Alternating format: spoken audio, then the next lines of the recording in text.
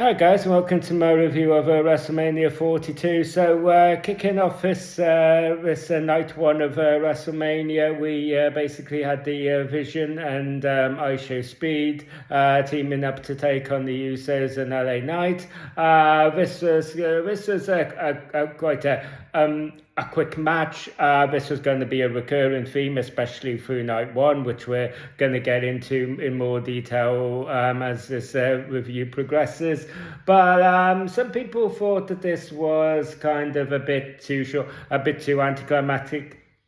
I personally didn't really feel like this wasn't really a match that I had a whole lot of investment in, so it wasn't a match that I was like particularly expecting a whole lot for. I just thought that it would be kind of like a fun match, and it was, we basically had Logan Paul here, we had ISHO Speed, obviously, so we were kind of looking for maybe like those viral moments.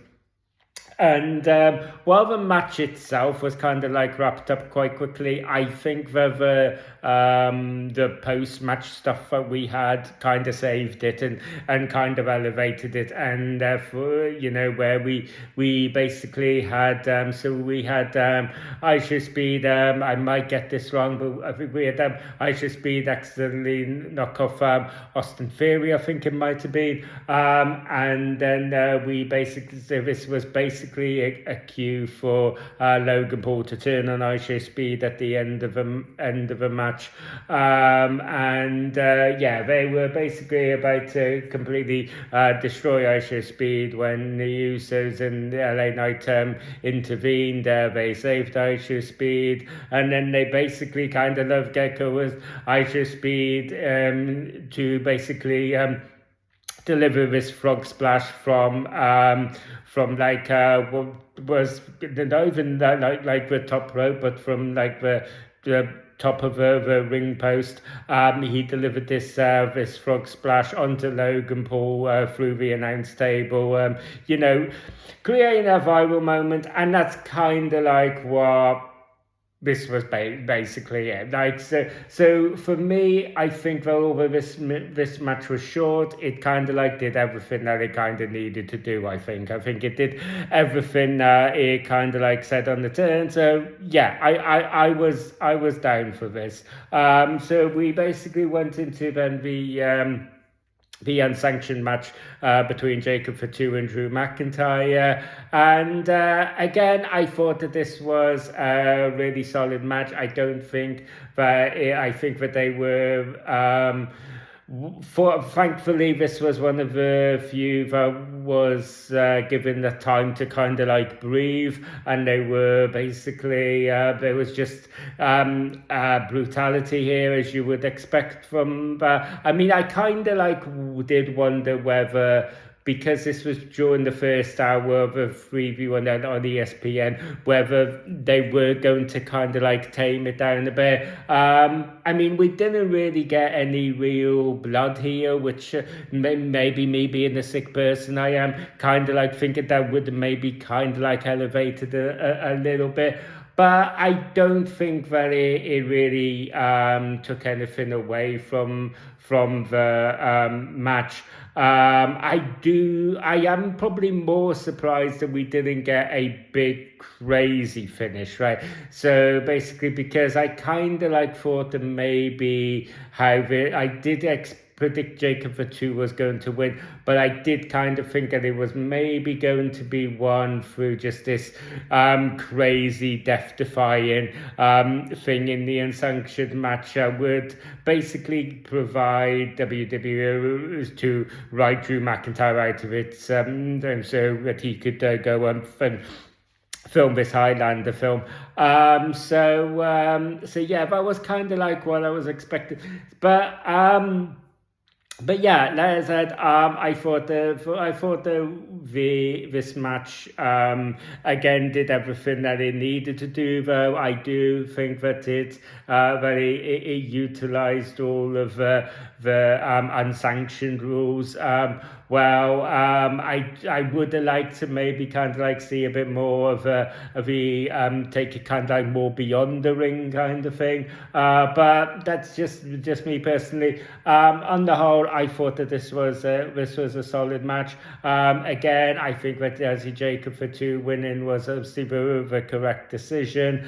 So we then moved on to the women's fatal four-way. This was basically between Charlotte, the Irresistible Forces, Bailey and Laura Valkyria, and we did have finally got confirmation that Brie Bella was going to be in this as well. But unfortunately, Nikki hadn't managed to recover from her ankle injury in time. So we got the big pop of the evening where we got Paige returning. Yeah, I felt like it was a bit of a bittersweet moment. I did feel for Nikki Bella in this moment, I gotta say. But yeah, obviously it was fantastic to have Paige back. I did expect that maybe Bailey and Lyra Valkyria were going to win maybe before this, but yeah, I kind of would have liked it. I do think that Bailey and Lyra Valkyria are not being maybe utilised to the best of their ability at the minute.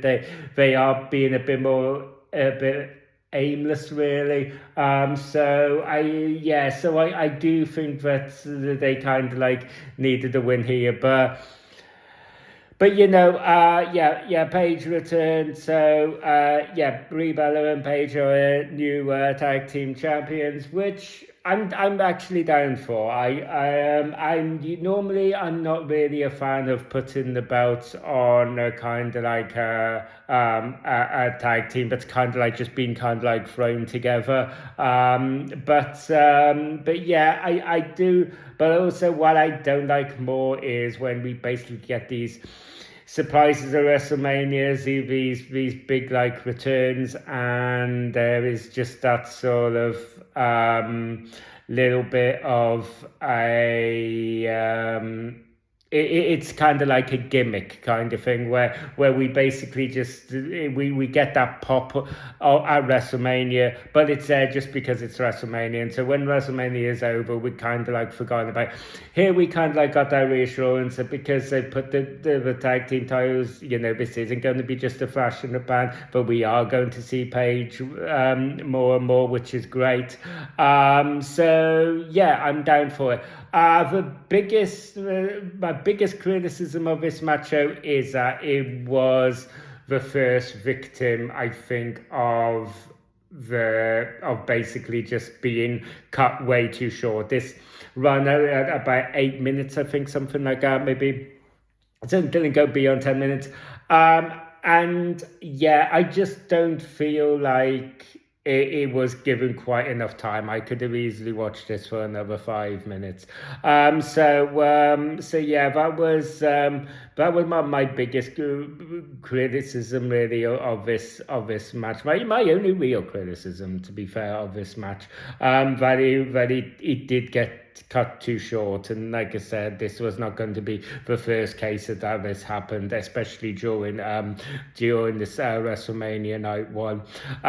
So we then basically got Becky Lynch against AJ Lee. This was another really quick match as well, but I don't think that it necessarily outstayed its welcome. I think that it was basically kind of in the stars that Becky Lynch was going to win this. That was my prediction. I think that we needed Becky Lynch to win to kind of justify running this all back again. We needed Becky Lynch to win. I am behind the idea of her winning behind shenanigans and stuff. I'm not really necessarily a big fan of how about those shenanigans were executed, where she was basically used the referee as a kind of shield. I didn't really. this is just a subjective thing because I spoke to wrestling fans and wrestling reviewers and stuff. Just don't have a problem with this at all. So this is totally subjective. This is totally my thing. But yeah, I'm just not a big fan of shenanigans being executed in that way. So yeah, the ending. Yeah, I didn't. But the end result is the end result. It's the right result. I think so. So yeah, basically, we then got the match of night one in my personal opinion, which was Gunther and Seth Rollins, and this match I thought was just fantastic. It was basically where thankfully both Gunther and Seth Rollins were just given just a significant amount of time to just totally go at each other, to kind of like totally reverse each other's moves, to kind of like steal each other's moves. This was also going to be another trend kind of like through this WrestleMania, where we basically had these exchange of kind of like nicking the opponent's moves and using that against them. That was going to be a trend, but yeah, I honestly thought that this was just fantastic. I did predict that we were going to get Bron Breakker here. That was kind of like quite a common prediction. Obviously, sure enough, we did get Bron Breakker coming here to deliver the spear to Seth Rollins. Which I think some people felt like, because the match was executed so well between Seth Rollins and Gunther, I think that some people were a bit bummed out. I think people were a bit bummed out by Bron Breakker kind of like intervening here. I didn't really feel like that. I feel like that this was the first match also that the crowd really woke up.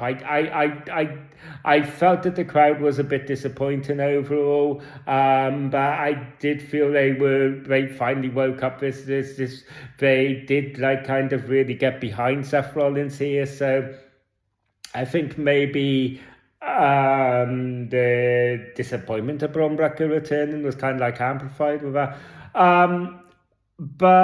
But for me, I think it was perfect. I think that it's, we got to a point now where it's kind of like common practice, really, where, both wrestlers are they need some sort of protection, right? The loser needs to be protected. And I think that both Gunther, I think you can make an argument for that applying to both Gunther and Seth Rollins here. You got Gunther because he is a ring general, he is the career killer, he is a guy that retired John Cena, he is a guy that retired AJ Styles. So you kind of like, you need him to, as he said before when talking about the whole John Cena stuff, you need to kind of like strap a racket to him, and you need to kind of like do a stratosphere now, to kind of like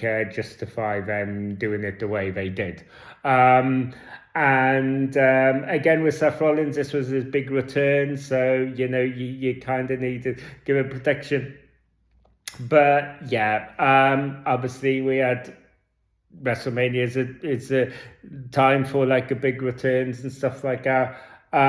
So yeah, I basically just kind of like felt it kind of like wrote itself, and I think that it was good. I think it did give Seth Rollins protection. I think that it moves us into a place now where basically we can now finally look forward to this Seth Rollins and Bron Breakker feud, which I'm all down for.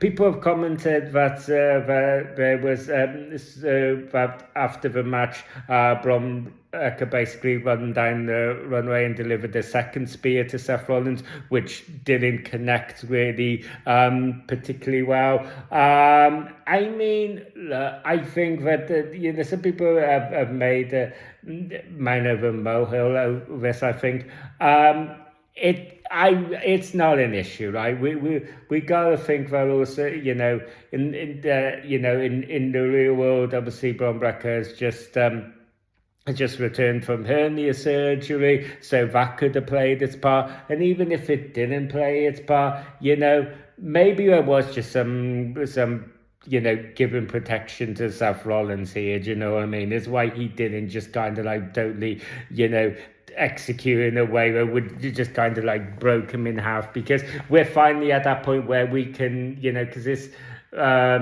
is a feud that's obviously been anticipated for some time. It's been on the shelf for some time. So now that we've finally got these two, just let's do it now. So, let's just get that one in the bank. And maybe that was it. Who knows? I don't know. So, but sure, I thought that this was just a fantastic match, and I just think it ticked all the boxes, and I think they did everything right. I really do. We got into the first big disappointment of the night, for at least for me anyway, which was the Liv Morgan and Stephanie Valkyrie match. They said there was this kind of like recurring trend where matches were cut too short. It didn't really bother me until the fatal four-way, like I said, with the women's. But this was, I think, the shortest match of the entire night. And it was Liv Morgan and Stephanie Valkyrie. And I just think that cutting this match so short was just a cardinal sin. I think it didn't help also. This was one of the cases where the returns and the shenanigans didn't really help it here, because I think this match only ran about 7 minutes. And so like half of that, it seemed, was taken up with, Roxanne Perez and Miguel Rodriguez and Judgment Day kind of like showing up to, cause those distractions and interferences. So yeah, I mean, this was a bit, so this was just a disappointment for me, and it's not a reflection on really the match that we got, or Liv Morgan or Stephanie Valkyrie, or the result that we got. No, I think that what we got here was really good. I think that it sort of echoed really the build that we've got with this feud all the time, where Liv Morgan and Stephanie Valkyrie, they've been given so little to work with, but they've just made it really work. And it's just been, so what we have got here has been really great. And what we got in this match was really great. We just needed more of it, and it just wasn't utilized to. I think this match easily needed another 10 minutes. I really do. And so I think that because this was one of the wins that was I was most anticipated for the night, because I just literally had no idea which way this was going to go. And if I did predict Liv Morgan push, but I could see it easily going the other way and Stephanie retaining. But yeah, I think that it just needed more. They just needed more time. Obviously, Stephanie Valkyrie and they've showed that they have really good chemistry here. So yeah, I'm just hoping that they do continue the feud, so we can, hopefully we can have a match between these two that flourishes in the way that it's meant to. But I thought it was also one of the hardest ones to screw up as well going into it. I think that didn't help as well, because like I said, I had no idea which way this was going to go. So there was definitely some investment in there for me. But also I was one of those matches where I didn't really mind who won either. Like I thought, like I said, I think that Liv Morgan winning here, I think he can make a solid case for that. We did get Liv Morgan actually performing the suicide dive here and hitting Raquel Rodriguez. There was a nice another little teaser that we are going to get Raquel Rodriguez and Liv Morgan falling out and having this feud. I just hope they don't take forever and a day with it like they did with Finn Balor and Dominic Mysterio. I hope they do pull the trigger on it soon. So like I said, I thought there was nice spots here. I thought everything that we got in this match was fine. I think the result is fine. It just needed more. It just needed a lot more. So yeah, that was the biggest disappointment of the night for me. Then we moved on to our main event between Cody Rhodes and Randy Orton. So there is some stuff to unpack here. So some people online really did not like this match, and I can understand it, right?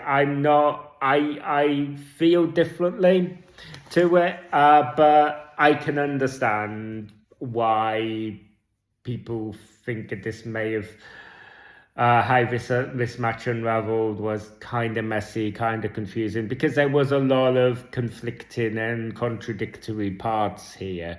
So I do think, but if I try and sort of go through those one by one and kind of like try and unpack it and think and to kind of like justify why I'm not somebody who disapproved of these decisions and thought they were actually the right decisions. So we basically had Pat McAfee coming out with Randy Orton. Pat McAfee was just being his usual kind of like irritating self. Obviously, like it's no secret that this is a creative decision that just hasn't flown at all. But I do think that that it was a case where WWE needed to. They had done it, so they needed to acknowledge it, even if it was just for the sake of kind of moving on from it. And I think that's what we got here. So I think that, for me, the best case scenario for me was that Pat McAfee got taken out early on, but that was by Jelly Roll, and then that meant that we could just have some real good one-on-one action between Randy Orton and Cody Rhodes. And that's essentially what we got, right? I think that we had Jelly Roll taking out Pat McAfee. This kind of like makes him the most over baby face in the building. Pat McAfee's taken back in a stretcher. This means that just like Jelly Roll kind of disappears as well. So most of the match we have here is just kind of like one-on-one action between Cody Rhodes and Randy Orton, and I think that it was really good. I think that it showed that they were just. That WWE knew they were going to go into this where Cody was just going to get booed, and that was just it. So we had Cody Rhodes kind of leaning into that. People kind of got this match really kind of did hit some beats of a double turn as well. We basically had we did have Cody Rhodes kind of like acting a bit heelish here, where he was, going for the low blow and the poke in the eye and stuff like that. We had basically Randy Orton getting like momentarily blinded by that poke in the eye and delivering an RKO to the referee. Then we basically had Pat McAfee kind of like make his return in this neck brace and the referee t-shirt. I thought it was stupid, but I think the purpose that it served and the end result that we got, I think kind of justifies it, at least to a point where I can like move on and go, okay, fair enough. I think it's one of those where the ends justify the means, because we basically had Pat McAfee come out, make a 2 count. Randy Orton was displeased with how slow this count was, so he delivered, or we presume that that's the reason, maybe not, but yeah, I'm going for the Randy Orton was displeased with Pat McAfee's 2 count. So he delivers an RKO to Pat McAfee, and I think that we kind of like, for me personally, this was just a way of just kind of like drawing the line under it as well. Okay, I just think that this was WWE putting a full stop on the whole Pat McAfee and Randy Orton kind of like alliance, right? Which again was I think the correct decision, because this obviously people have been very vocal obviously about this decision. So yeah, I think that it was, and then we basically had Cody Rhodes so as Randy Orton basically delivered the RKO to Pat McAfee, we had Cody Rhodes basically continuing to learn his lessons from previous times from the previous year with John Cena, where like he doesn't hesitate, and he delivers a crossroads to Randy Orton and gets a win. And then we basically have, we then kind of like pull it back around to Randy Orton just being the ultimate heel here, where he attacks Cody Rhodes with a bell, and then he delivers this punt kick to Cody Rhodes. He brings that back. So we know that this feud isn't over, right? We probably are going to get this run back at Backlash, and I think that's why it's all good. I think that because we essentially, the way that I'm interpreting this is, I feel like that this is just WWE kind of drawing the line in the sand here and going, CTK, this was a bad idea, and so now we're just gonna run this Randy Orton and Cody Rhodes feud back, but this time we're just gonna do it our way, okay? And yeah, so hopefully now we're gonna get all this stuff that the fans wanted from this feud, right? And we're not going to get all this corporate stuff like ticket sales and shit like that. So I just kind of like feel like, so I thought that although there were a lot of moving and contradictory pieces to this match, which is why I think that it gets a bit messy, I think that everything kind of like was kind of justified. And I know that there was this big movement for Randy to win this number 15, so this was very much a Randy crowd as well. This was another match where the crowd really did kind of wake up for and were quite vocal during it. But yeah, the fact that I think that if we just had Cody Rhodes winning here and that was the end of it, then I think I would feel differently about it. But I think the fact that we've got that indication that this feud isn't over, is continuing, I think that it kind of like makes all the sense in the world, because if they were going to continue this feud, then, and we had Randy Orton winning, that would create some trepidation for the Randy fans, because they'll be like, well, surely the justification for running it back is that Cody Rhodes could just then win it back, and whereas now we've kind of like got that reverse now that we've kind of like going, well, now maybe we can execute the feud the way that the fans wanted and the way WWE initially had in mind, then maybe we do get that Randy 15th, that Randy 15th is still on the table. So yeah, I thought that this was really good. I thought that it was a solid match. So I think that yeah, like I said, I can understand the controversy in this because, like I said, there was a lot of contradictory pieces which made it look kind of messy. But yeah, I thought that all the ends justified the means. So yeah, I thought that this was a solid main event. To be fair. So yeah, that pretty much concludes my review of WrestleMania Night One. So yeah, thank you guys for taking the time to watch this video. If you enjoyed this video and you want to see more, don't forget to ring a bell for notifications. Don't forget to like and subscribe. Please feel free to let me know then in the comment section about what your thoughts on WrestleMania Night One was. And as always, I will see you guys on the next video. You guys take care.